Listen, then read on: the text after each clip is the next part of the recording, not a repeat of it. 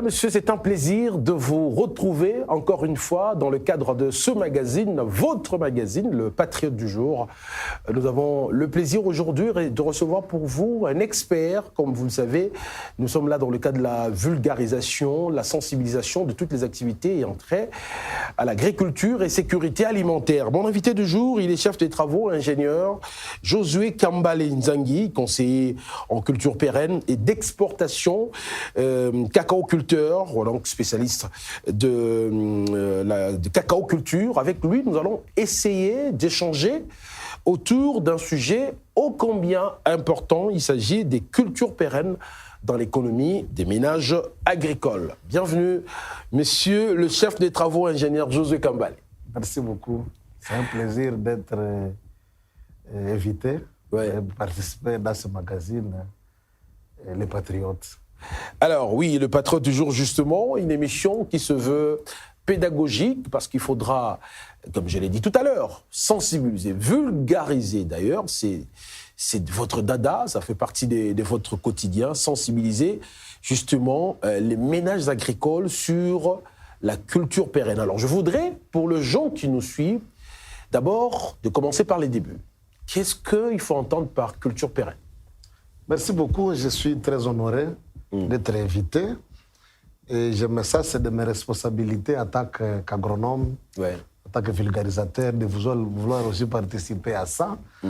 Et juste pour réveiller et sensibiliser notre population et leur montrer l'importance de l'agriculture. Puisque l'agriculture paraît un peu comme une activité secondaire, comme une activité que si on vous dit que vous êtes agriculteur, parfois même les gens ne se présentent pas comme agriculteurs. Ils se gênent. Ils sont gênés. Mais moi, je suis très content que maintenant l'agriculture commence à prendre place. Les gens commencent à comprendre que c'est la seule activité qui peut quand même faire développer un pays. Et d'ailleurs, c'est l'activité qui nous nourrit tout le monde. Tout à fait. Tout le monde, nous avons besoin de la nourriture pour vivre une vie normale. Voilà pourquoi je suis très honoré de participer à cette émission. Et je vais parler beaucoup de culture pérenne. Culture pérenne, ça sous-entend des cultures que vous allez installer et sur lesquelles vous aurez des récoltes sur plusieurs années. Donc, c'est différent des cultures qu'on appelle des cultures saisonnières, où vous les plantez au bout de 5-6 mois, il va mourir, produire et mourir. Mais une culture pérenne, c'est une culture sur laquelle vous aurez des récoltes pendant plusieurs années. C'est comme les caféiers, que vous pouvez récolter jusqu'à 30-40 ans. Les palmiers à huile, vous les plantez aujourd'hui, vous récoltez 30-40 ans. Les cacaoyers, vous allez à 50-60 ans. C'est ce qu'on appelle culture pérenne. Et ce sont des cultures très importantes dans les systèmes agricoles. Puisqu'il y a ce qu'on appelle des systèmes agricoles, donc la manière dont les gens cultivent. Alors, souvent, si dans un pays ou dans une région, les gens se mettent à faire les cultures que nous appelons des cultures vivrières, donc des cultures de subsistance, s'ils ne mettent pas l'accent sur les cultures pérennes, parfois ils sont pauvres.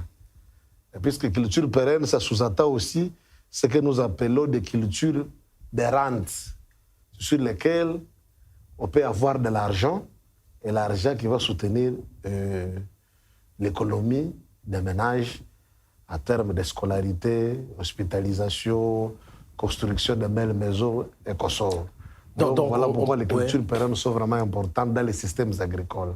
Justement, parce que les cultures, comme vous l'avez rappelé tout à l'heure, les cultures vivrières, qui ne nous permettent que d'avoir les moyens de subsistance. Pourtant, malheureusement, on va dire, chez nous, le constat est que les gens ne mettent pas trop l'accent sur les cultures pérennes, pourtant, qui peuvent booster les économies des ménages. On peut comprendre par là, c'est l'accent qui est mis présentement au niveau du ministère de l'Agriculture et Sécurité alimentaire sur ce genre de culture. J'avais envie de vous poser la question, qu'est-ce qui explique le fait que l'on mette l'accent? Et heureusement, pour moi, j'ai déjà la réponse. Alors, voilà pourquoi je voudrais que l'on revienne sur ce fait, ces constats.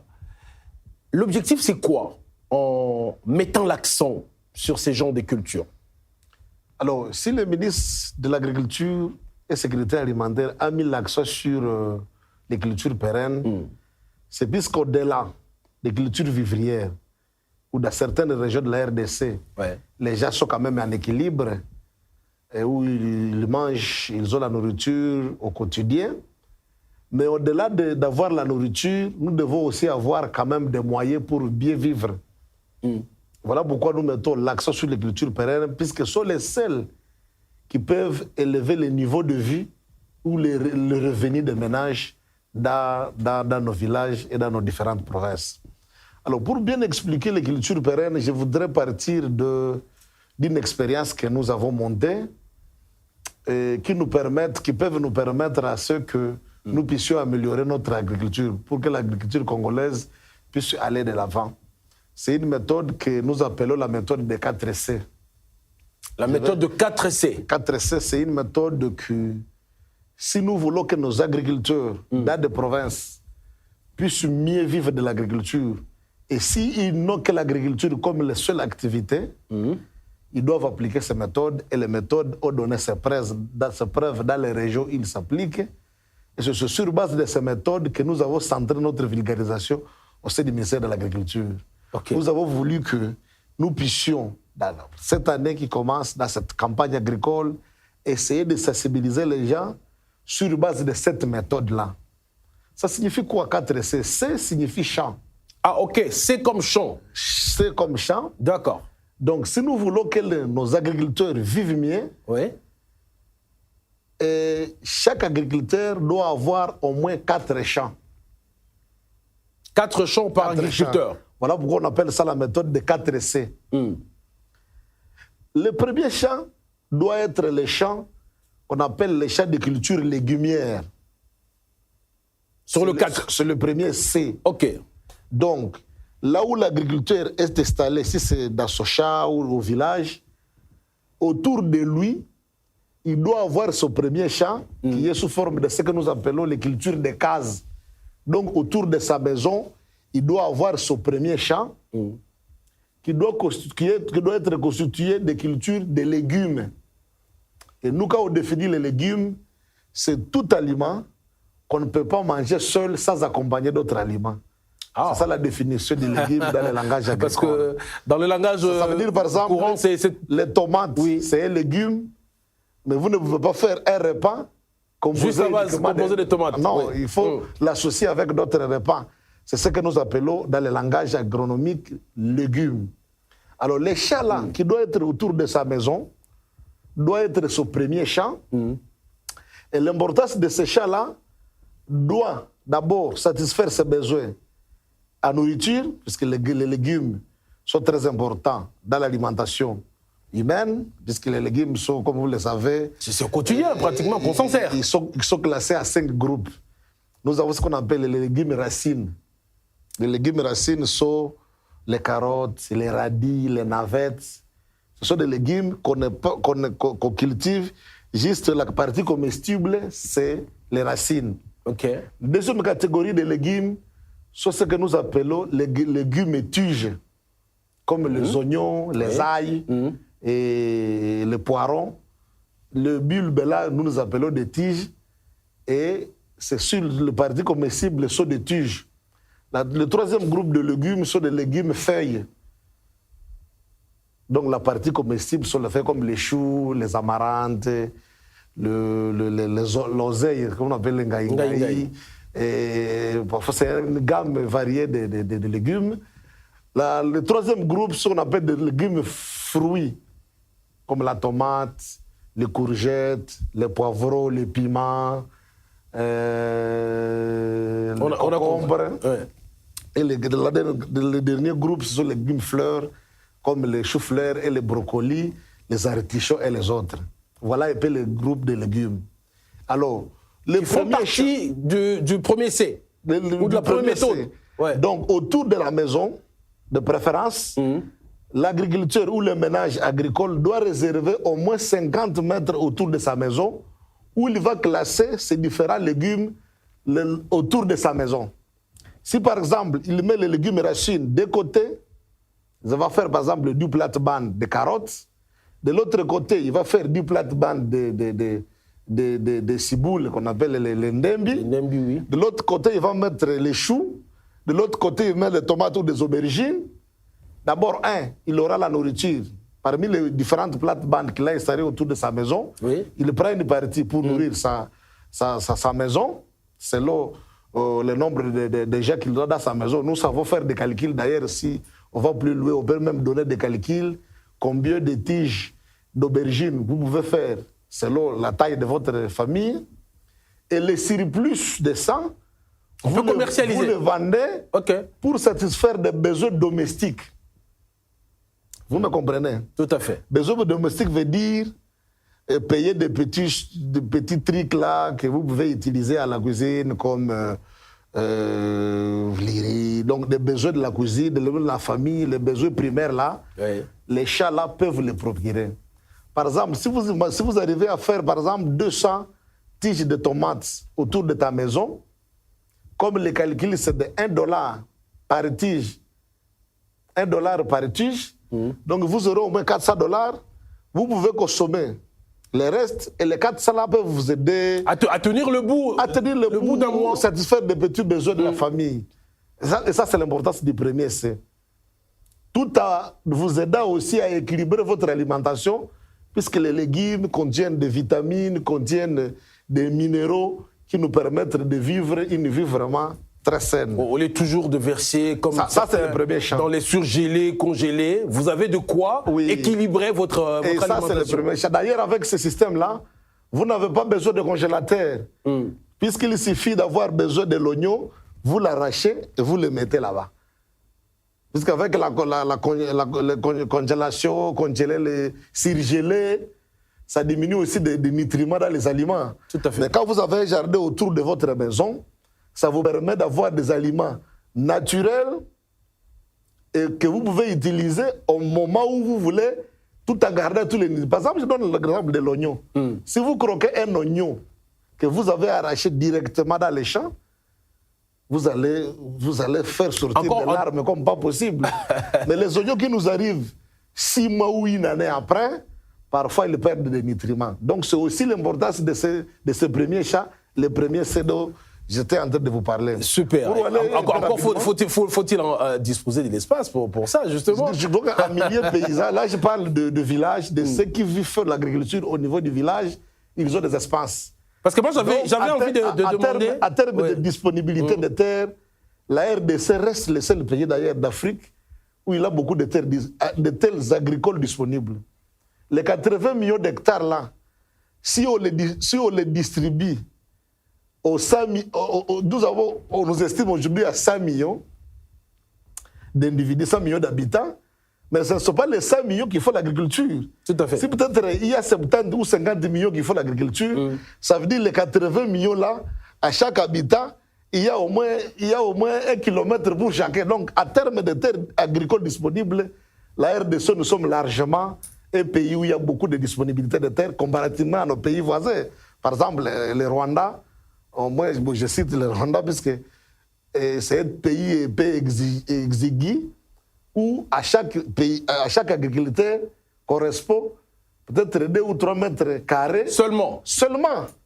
Mais nous, en termes de disponibilité de terres, nous sommes le seul pays d'ailleurs d'Afrique qui a des terres agricoles disponibles.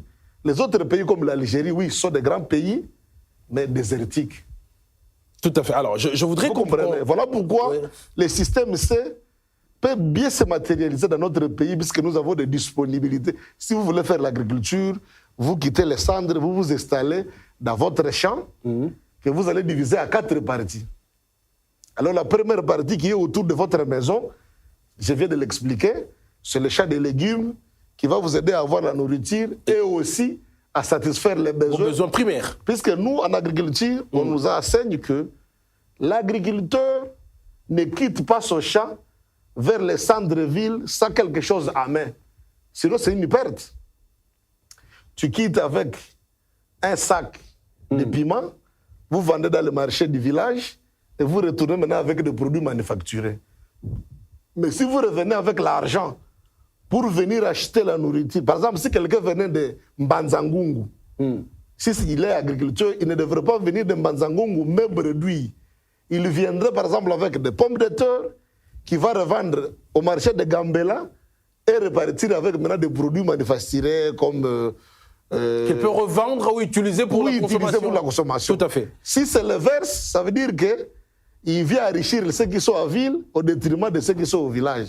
Alors, c'est un peu ça. On a très bien compris. Vous devez avoir soit des ciboules, du piment, des oignons, des pommes de terre. Avec lesquels vous pouvez, peut-être chaque week-end ou chaque marché du village, vous pouvez aller vendre quelque chose, avoir des moyens pour venir satisfaire des besoins primaires de votre famille. Alors, c'est le premier champ. Voilà, on va évoluer tout à l'heure avec j'ai juste le temps de rappeler à ceux qui nous prennent en cours que vous êtes bel et bien dans votre magazine, Le Patriote du jour. Nous sommes en train d'évoquer ici avec notre invité, le chef des travaux, ingénieur Josué Kambale Nzangi, comment on peut justement booster l'économie de nos ménages agricoles avec cette formidable méthode qu'il a trouvée. Il vient d'évoquer la première méthode. La première, c'est...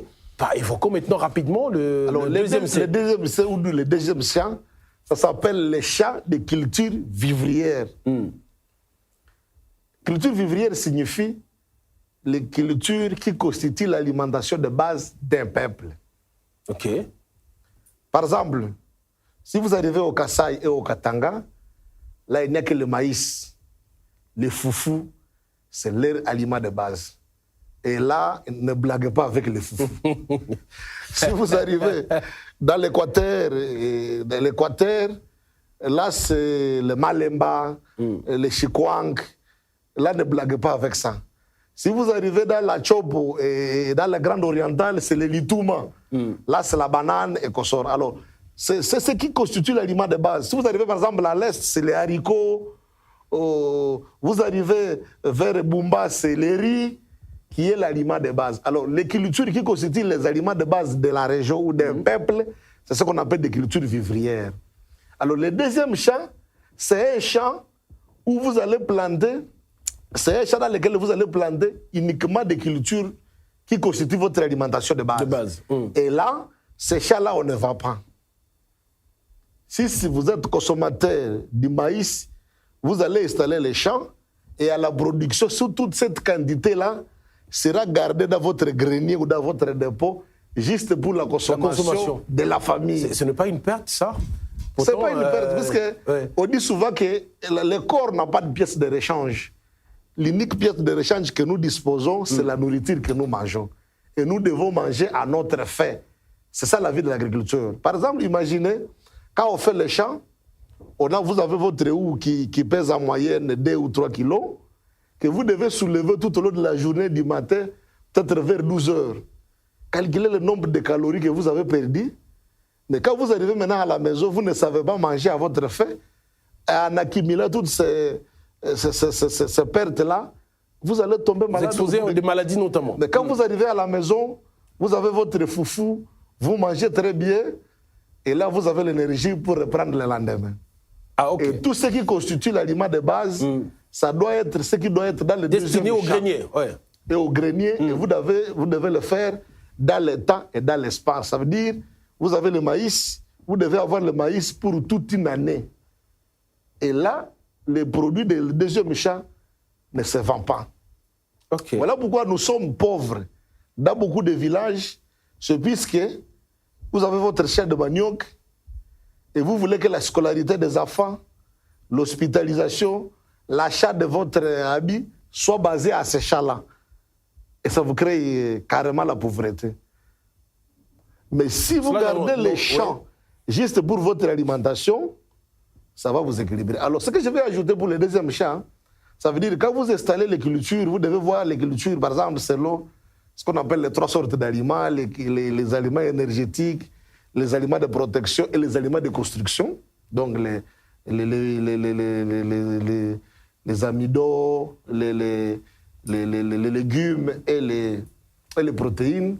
Vous ne devrez pas manquer une culture protéinique dans votre système de culture. Ça doit être diversifié. Ça veut dire, si vous faites le maïs, vous devez associer, vous devez aussi avoir un champ, par exemple, des haricots ou des niébés ou d'arachide, puisque ça se marie très bien. Puisque si vous faites par exemple un chat uniquement pour le manioc et que vous ne savez pas l'associer avec les haricots ou l'arachide, c'est un problème. Carrément, Parce que vous aurez souffrir de problèmes de malnutrition dans votre région-là. À force de ne consommer qu'un seul plat. Le second champ, vous devez associer aussi une culture qu'on appelle les légumineuses dans ce système-là. Si vous faites le maïs, vous devez aussi installer soit un chat de niébé ou soit un chat d'arachide. Et quand vous allez l'utiliser dans l'alimentation, ce sera équilibré. Ah voilà. Et il y a plus de légumes qui vont amener les vitamines, vous équilibrez votre repas quotidien. Alors, vous comprenez? Tout à ça, fait. c'est le deuxième champ. Le troisième champ, ça s'appelle les champs de culture pérenne. Ah. C'est là où maintenant, on en vient maintenant à notre sujet. Parce que... Alors, vous avez les légumes dans le premier champ. Vous avez les aliments de base dans le deuxième champ. Vous devez avoir une culture pérenne. Une culture de rente pérenne. Ça veut dire, cette troisième catégorie de culture, c'est ce qu'on appelle la banque de l'agriculteur. Parce que dans nos villages, nous n'avons pas de banque. Et nous n'avons même pas accès à des banques. Notre unique banque, c'est nos champs de palmiers, c'est nos champs de cacaoyers, c'est nos champs de caféiers, c'est nos arbres fruitiers. Qui mettent du temps pour en récolter le fruit, justement. Et qui vont vous permettre, soit deux fois par an, vous avez des récoltes régulières pendant 50 ans. Et c'est la troisième catégorie de champs-là qui constitue l'héritage pour les enfants. Ah, ok. Vous ne pouvez pas laisser l'héritage aux enfants, comme vous êtes agriculteur, un champ de manioc qui, une année après, va pourrir. Mais vous pouvez laisser aux enfants une plantation de caféiers. Vous pouvez laisser aux enfants une plantation d'avocatiers. Vous pouvez laisser aux enfants une palmeraie. Et ils vont vous remercier en disant que papa nous a laissé quand même un héritage qui continue à nous faire vivre même jusqu'aujourd'hui. Parce que ça Alors, permettra, je vais revenir ça sur permettra justement aux enfants, en cas par exemple du décès d'un de parents, de tenir pendant une certaine période, une longue période, en se prenant en charge. Comme la culture pérenne qui constitue notre sujet d'aujourd'hui, je mets un entre parenthèses pour terminer le 4C, afin maintenant qu'on revienne en détail sur la culture ou les cultures pérennes. Ouais. Alors, le 4C, c'est l'élevage. Le quatrième C, c'est l'élevage. Donc, le premier C, ce sont les cultures légumières autour de la maison. Le deuxième C, ce sont des cultures vivrières, donc qui constituent l'aliment de base que vous pouvez planter. Le troisième C, ce sont les cultures pérennes que nous allons décortiquer dans un instant. Et le quatrième C, c'est l'élevage. L'élevage, c'est un allié incontesté de l'agriculture. Voilà pourquoi dans les études agronomiques, l'élevage se fait par des agronomes, des zootechniciens. Les vétérinaires ne sont que des médecins. On appelle ça la médecine vétérinaire, mais ils ne sont pas appelés à produire, ils ne sont pas appelés à élever. À soigner. Pourquoi même ceux qui ont aussi les sciences agronomiques ont mis l'agriculture et l'élevage dans le même panier.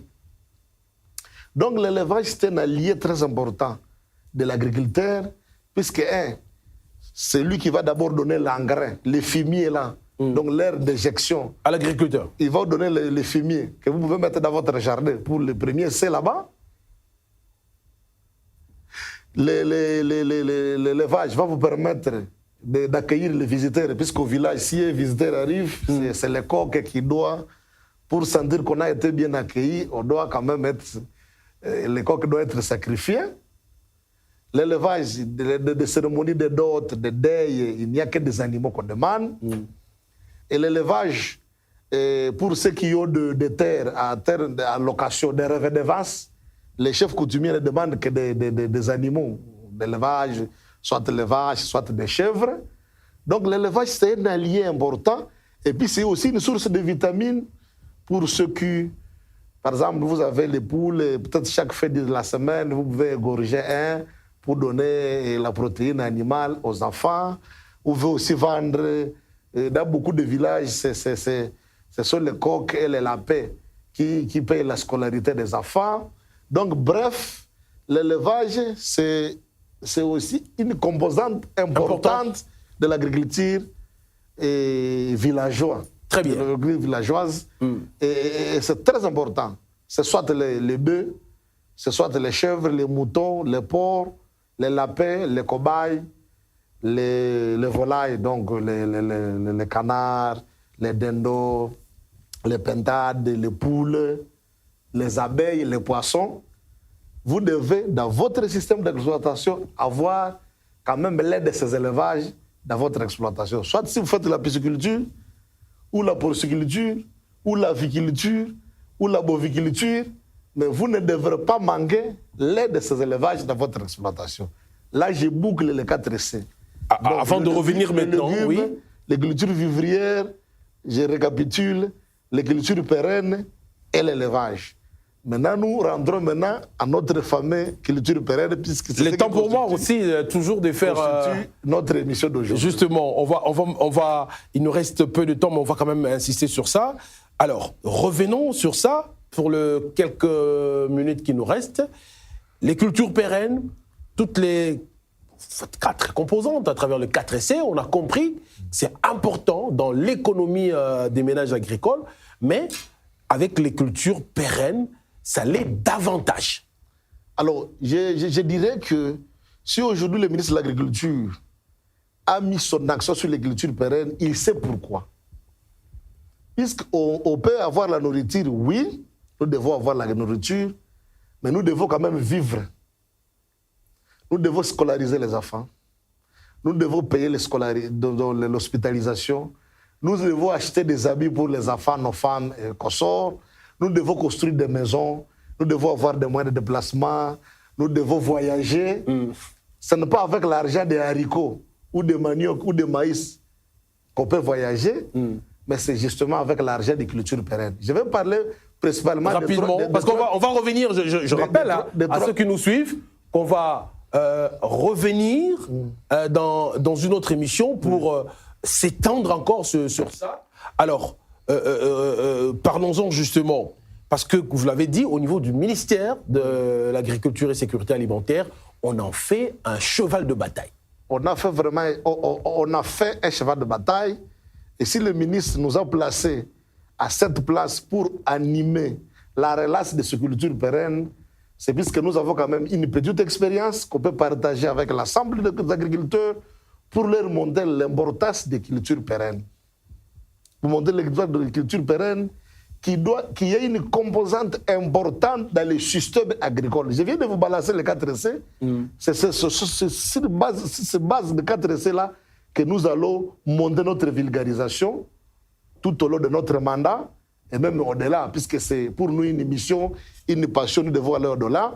Mais nous appesantissons beaucoup sur les cultures pérennes, puisque les gens doivent comprendre que c'est vraiment ce qu'il nous faut au-delà de la sécurité alimentaire, mais nous devons vraiment aussi nous faire aussi les cultures pérennes. Très bien, monsieur le chef des travaux, ingénieur Josué Kambale.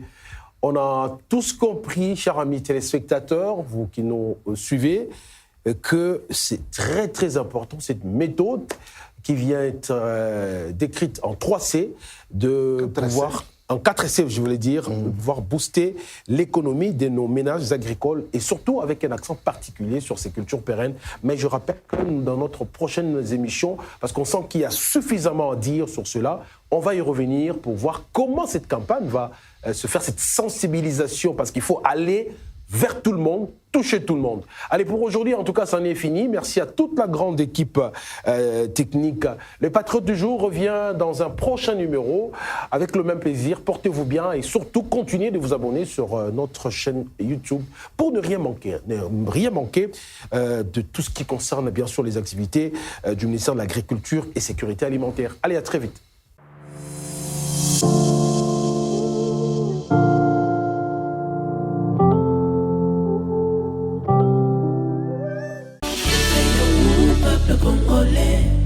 Cultivons la terre, récoltons la vie. L'agriculture est notre sourire. Révolution agricole agressive.